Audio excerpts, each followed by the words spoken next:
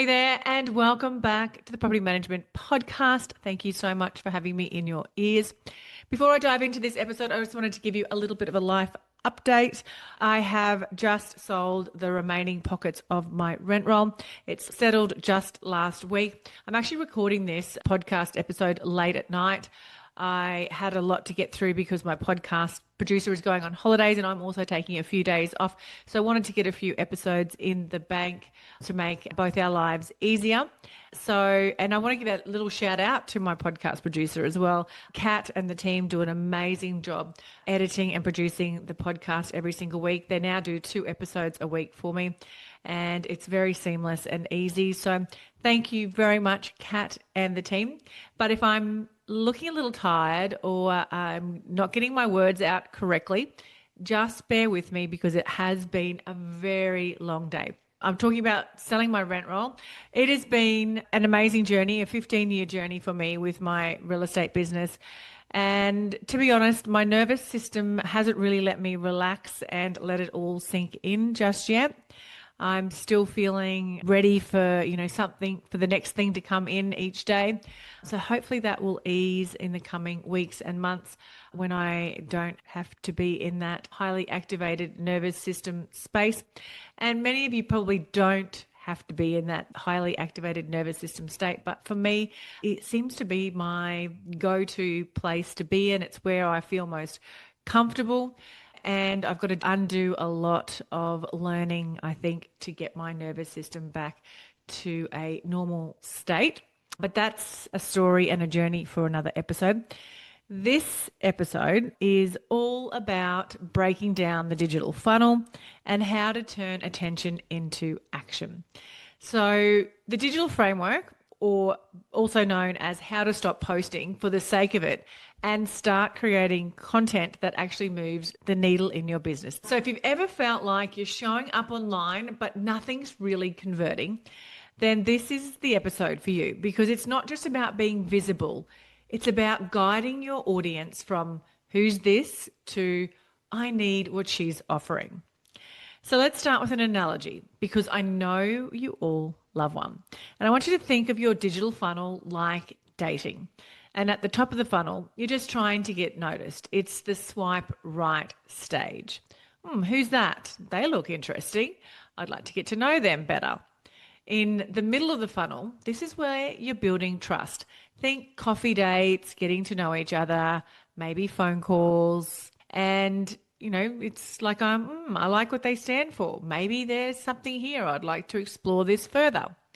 Then, of course, you move to the bottom of the funnel and it's go time. It's commitment, baby. Yes, I'm in. Let's do this. Let's work together. So let's break down each of those stages step by step. And the top of the funnel is the attention grabbing phase. The goal here is visibility. People don't know you yet. So your job is to stop the scroll and make them go, these guys look interesting. Tell me more. So your audience mindset will be at this stage, who are you and why should I care about you? So some of the content that you can use for this top of the funnel phase is reels or TikToks with hooks. Something like 3 mistakes landlords make that will cost you dollars. You could create some educational carousels. You could create some entertaining or relatable memes about PM life. You could also share some inspirational quotes tied to your brand values and some behind the scenes content. Give them a little peek into your world and what you do every day. Don't overload them with info though. Just be eye-catching, relatable and valuable. Think first impressions.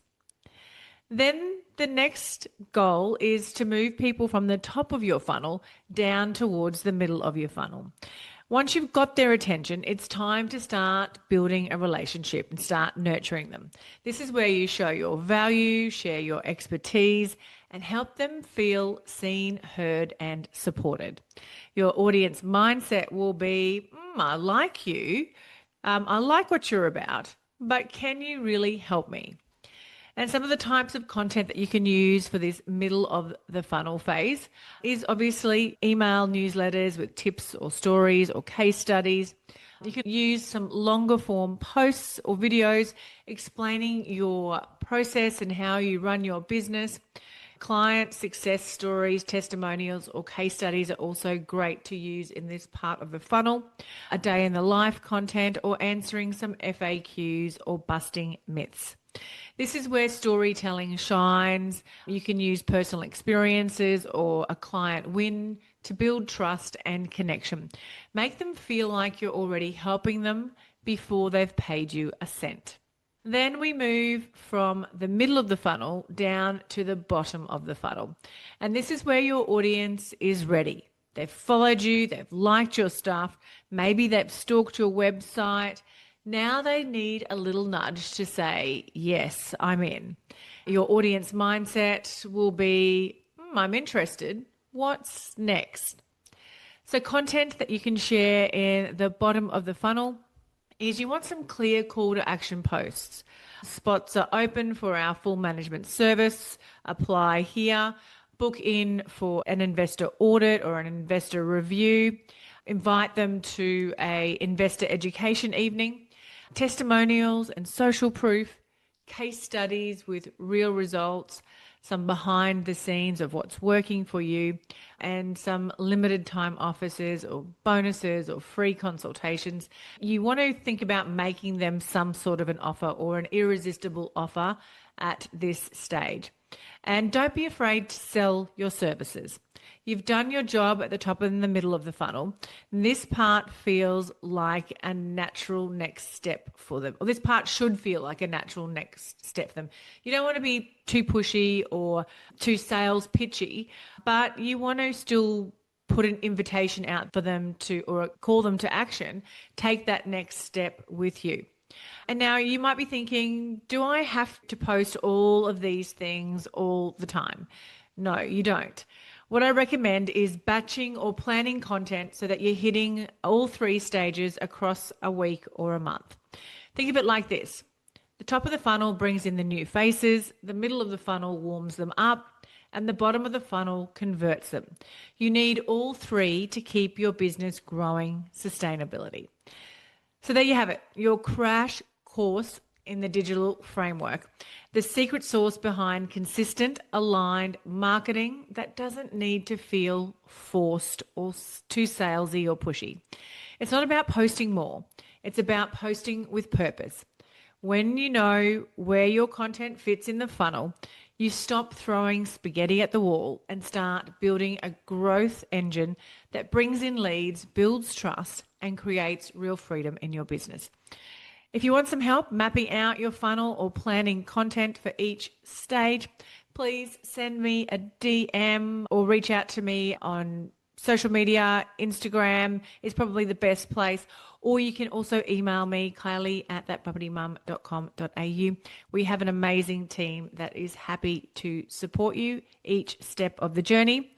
Until next time, keep showing up, keep growing, and remember, marketing is just storytelling with a strategy. I'll see you soon.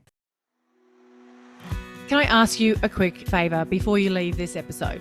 Now, we all know how important reviews are for businesses these days, and mine is no different. If you could spare just a minute to follow, rate, and review this podcast, it would mean a lot to me.